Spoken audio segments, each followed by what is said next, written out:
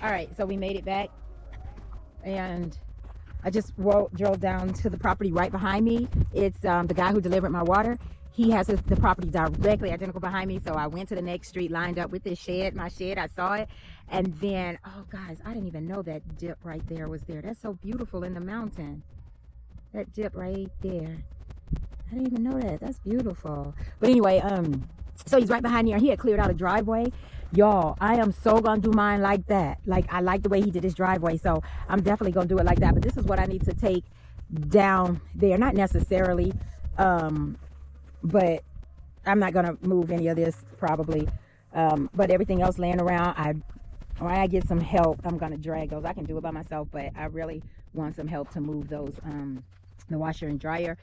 And I need to move this stuff here. I'm not gonna mess with that generator. I'm gonna move these things right here. So not that much, but I'm gonna take it down to the dry shed. And then tomorrow I will. So these are the T-posts. Them things are huge. I did not know they were that big. Okay, so yep, that's it. I'm about to do this. I just got some good news about my shed, guys. So I'm gonna load up as much as I can into the back, get it down to the shed over there. And I like my swerving driveway.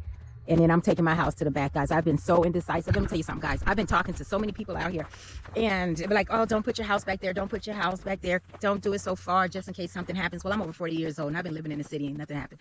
I'm over 40 years old, and it's always like, okay, you live safe. You got your children. You do this, you do that. And nothing ever happens till it does. Well, it hasn't. So what I'm going to do is do what I saw in my vision, which I wrote down. I drew out the plan. I had a plan for these 20 acres, and I'm going to continue, and I'm just going to go forward. I take the advice. I listened to it. I love it. I considered it. I pondered it. But today I told God, I said, you know what, God, I've heard so much, right?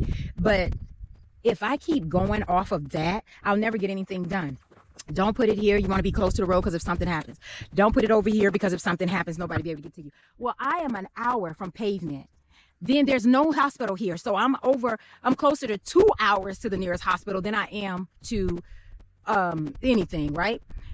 They have medevac, but to land out here, they'll land out here. But to find me, I'm on number one. Like, it's so many other factors. If they ever come to my property, they're not picking me up for medical. They're picking up a body.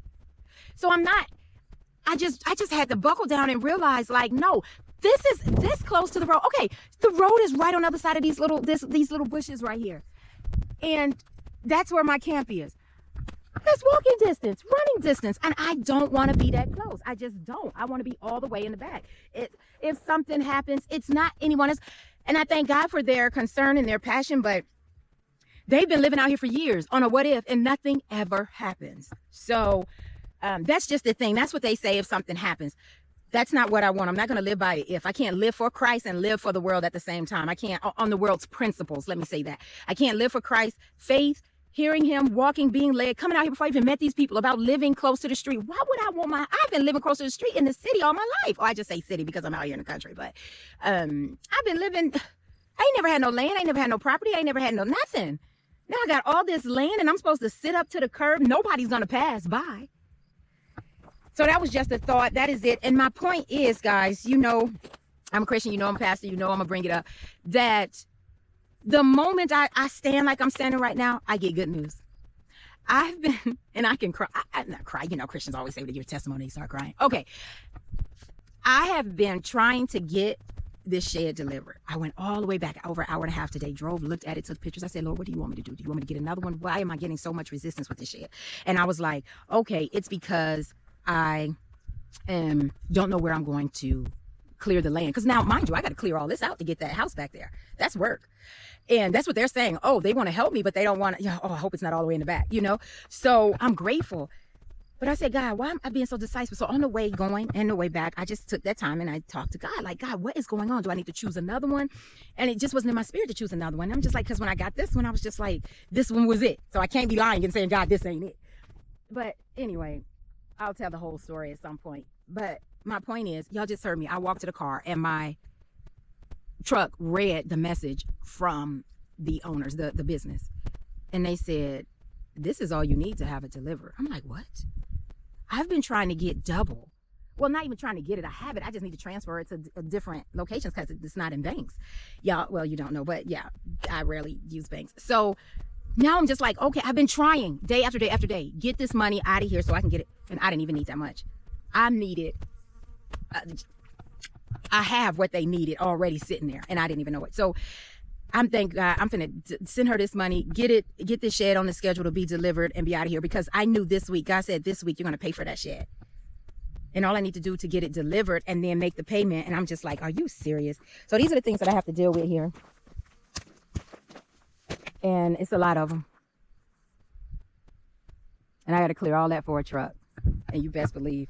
And I don't know. It may be 5 days. She might say she delivered it on Monday. She might say she delivered it on I don't know. But what I do know is I'm putting it at the back of my property with the vision I had. Y'all stay tuned for that. All right. Thank you guys for listening. Now let me pick up all this debris out here and take it to the back as much as I can. And then tomorrow put stuff in the shed. And then tomorrow put up the tent right here. But let me see something right quick. Oh, I always like to show you guys. Oh, sorry, you're probably real close. I like to show you guys the time and date, even for myself. So it is 5:14 on the 25th. You know, the sun sets, and I got so much water, y'all. Bathe, get the baby ready, and get out of here. Like, get in our tent and relax and chill. She got her iPad charged. I got my iPad charged. We got power, and I just want to relax and chill for the rest of the evening. But I got work to do. I can't sleep when I want to, even though I'm tired. So, oh my goodness. Okay, let me just not gonna swat him because he's not going anywhere. So and guess what? He's not bothering me anymore. All right, I'll see you guys. I'll pick you up again when I get this truck loaded. All right, bye. All right, I put a dent right there on the side of that. I'm gonna come back and just ride the bike back, but this is what I'm taking with me. Probably keep on the truck tonight. And then that's it.